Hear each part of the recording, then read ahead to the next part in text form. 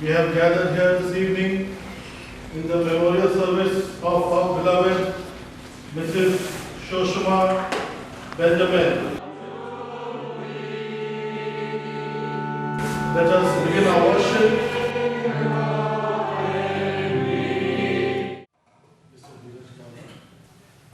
Good evening, everyone.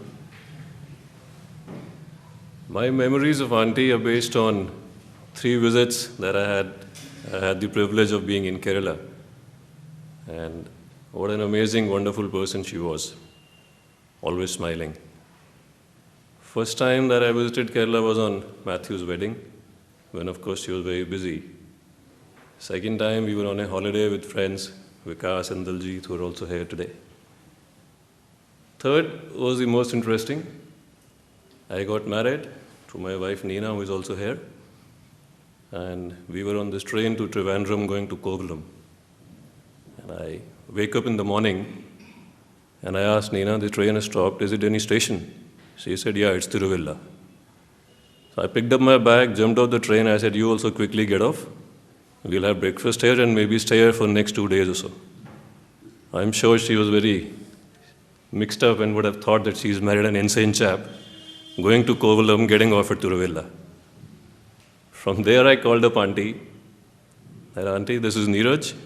I'm now married, my wife is with me. She said, yeah, I know, I heard that you got married. And I said, we would love to have breakfast with you. She said, yeah, sure, anytime you're in Kerala. I said, okay, so we'll come over now. She thought I'm joking and calling from Delhi. Within 15 minutes, we reach her house. She looks at me as if she's seeing a ghost. And I can't still forget that expression.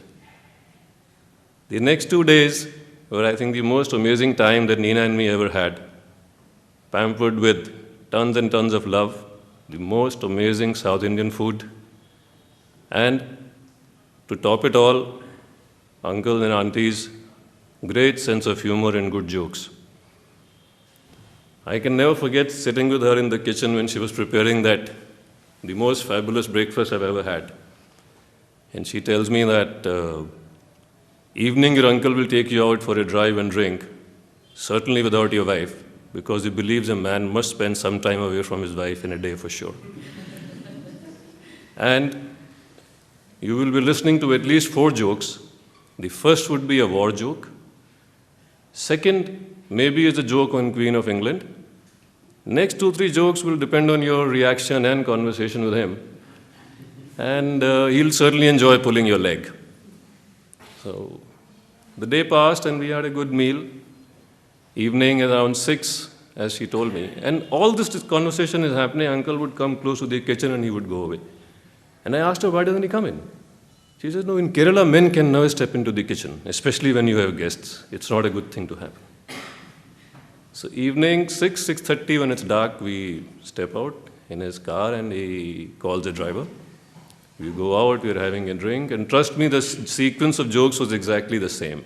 First one was a joke about war, second on the Queen of England, and he really enjoyed pulling my leg. Most memorable time, which we'll cherish for all our lives. I think one very often hears that it's important to live well, and it doesn't matter how you leave this world. But I guess it does matter sometimes, and God gives you a message through that. Auntie lived very simple. She raised 4 sons who were very loving and caring to each other and to their friends as well. And when God summoned her to be with her, she goes to a hospital and just leaves without much pain, without much trauma for herself or for the family. Probably God wants to tells us that think good, be good, and I'll take good care of you and everybody you love. Very nice and very simple way of going away from the world. We all have to go one day. Let's all pray that she's blessed with eternal peace and happiness. Not only her, but uncle as well. Thank you.